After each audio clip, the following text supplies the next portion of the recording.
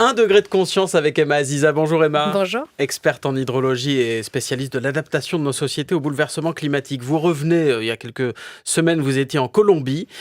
C'est un pays qui essaie de développer pour son économie le secteur de l'huile de palme, comme l'ont déjà fait des pays, les leaders mondiaux sont l'Indonésie ou la Malaisie. Le problème, c'est que ce sont des plantations, une agriculture qui est particulièrement dévastatrice. Ça, vous l'avez constaté. Qu'est-ce que vous avez vu sur place en Colombie ? Alors effectivement, j'ai d'abord été marquée sur des centaines et des centaines de kilomètres par des palmiers à huile qui sont quasiment infinis. On a l'impression que ça ne s'arrêtera jamais. Et donc, on se pose quand même des questions. Et puis, on a été visiter un barrage qui permet de soutenir l'irrigation de cette huile de palme. Alors, ce barrage, eh bien, derrière, il a chassé une population autochtone qui vivait ici, les Arhuacos, qui sont obligés de se retrouver très à l'amont.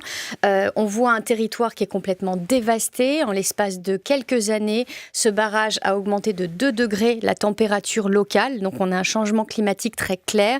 Les arbres tombent d'eux-mêmes. Il n'y a plus d'eau. Les rivières n'ont plus de poissons à l'amont. Et on se retrouve notamment avec une perte complètement de biodiversité. Les pumas, les singes disparaissent dans cette zone. Donc, ça a des conséquences très concrètes pour ce peuple que vous avez rencontré, le peuple Arhuaco. Alors, c'est des conséquences concrètes parce que déjà 36 de leurs sites sacrés ont été inondés dans ce barrage. Et puis derrière, on se rend compte que ils sont complètement coupés du monde puisque ce barrage, en réalité, les coupe de l'aval. Et puis donc, ils n'ont plus accès aux poissons. Ils n'ont plus accès à rien. Ils ne se nourrissent plus. Alors je me suis intéressée de plus près à cette question de l'huile de palme pour essayer de comprendre comment ça s'était mis en œuvre en Colombie. C'est beaucoup plus récent qu'effectivement que ce soit l'Afrique ou l'Indonésie qui utilisent l'huile de palme depuis des milliers d'années parfois. Mais par contre là, on a vraiment une situation d'abord de guerre. On a les paramilitaires, on a des exactions, des massacres pendant des années qui font fuir des populations. Ces populations, derrière, qui ont peur lorsqu'elles reviennent, alors qu'elles vivaient des rizières et de la culture vivrière locale, lorsqu'elles reviennent, elles n'ont pas d'autre choix que de voir partout cette huile de palme naître massivement. C'est-à-dire que leur territoire a changé pendant qu'elle n'était pas là. Exactement. Leur territoire se transforme. Ils arrivent là, ils découvrent des rivières complètement contaminées, notamment au malathion qui est classé probablement cancérigène pour l'homme, qui est un pesticide appliqué sur les mouches du fruit du palmier. Donc ça pose là encore des questions. On a des hécatombes de poissons. On retrouve chez les populations des vomissements, des fièvres, des démangeaisons. Parce qu'elles boivent l'eau qui est contaminée. Parce que derrière, ils n'ont pas le choix que de boire l'eau, de se laver dans cette eau et puis surtout d'essayer de manger du poisson. Et quand il n'y a plus de poisson, ils se retrouvent tellement bloqués qu'ils n'ont pas d'autre choix que de venir travailler pour ces monocultures intensives.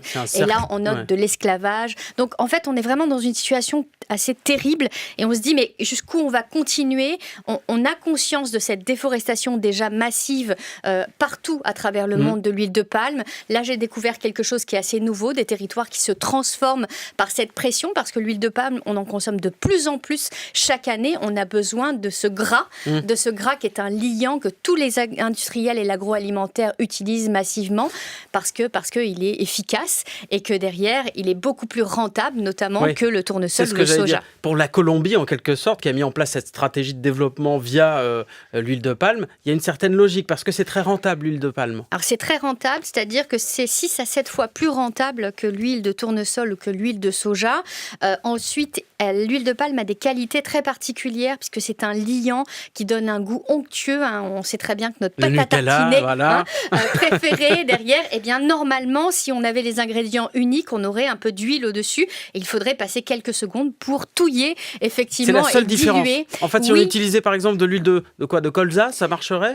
Si simplement une huile neutre, en tout cas. On mettait même de l'huile de noisette derrière, puisqu'on s'est composé de noisettes, effectivement, derrière, on aurait une pâte qui serait pas dense. D'huile. Et là, on a une pâte qui devient dense. C'est utilisé dans nos gâteaux, c'est utilisé dans nos gels douche, dans nos savons.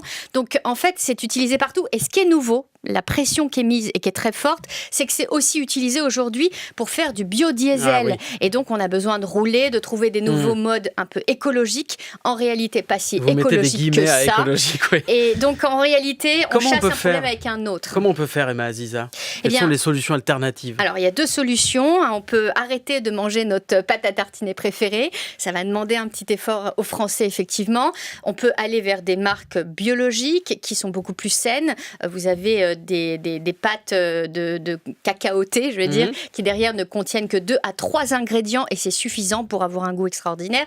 Mais que ce soit ça ou derrière tous nos gâteaux, toutes nos céréales, moins on ira vers des produits transformés, plus on fabriquera nous-mêmes nos propres gâteaux à base de produits sains, plus on ira vers quelque chose de mieux. Donc du bio, derrière du sain. Ça c'est pour nous mais et ça, à l'échelle de ces nous. pays-là. Et déjà, ça mettra moins de contraintes à l'échelle internationale. Pour ces pays, on découvre qu'il y a une nouvelle logique qui est en train de se développer, qui commence à faire ses preuves au Mexique, en Indonésie, en Malaisie. C'est l'agroforesterie, elle est en train d'être développée. Ça veut dire quoi ? C'est-à-dire qu'on arrête la monoculture intensive, on arrête les pesticides à outrance, on régénère les sols, on restaure complètement la faune et la flore locale. Donc on vient introduire d'autres arbres au milieu des cultures d'huile de palme. Exactement. Et donc ça marche bien. On a de la biodiversité qui rejaillit. Et donc on va vers des solutions qui nous permettent d'utiliser cette huile de palme, en plus notamment pour les pays qui en ont besoin eux-mêmes et pas pour leur exportation. C'est ce que fait le Mexique parce qu'il en avait besoin, il l'importait. Aujourd'hui, il le fabrique, mais il le fabrique plus consciencieusement. C'est déjà un bon pas. Emma Aziza, merci beaucoup. 1 degré de conscience toutes les semaines sur France Info. Merci beaucoup. Merci Laura.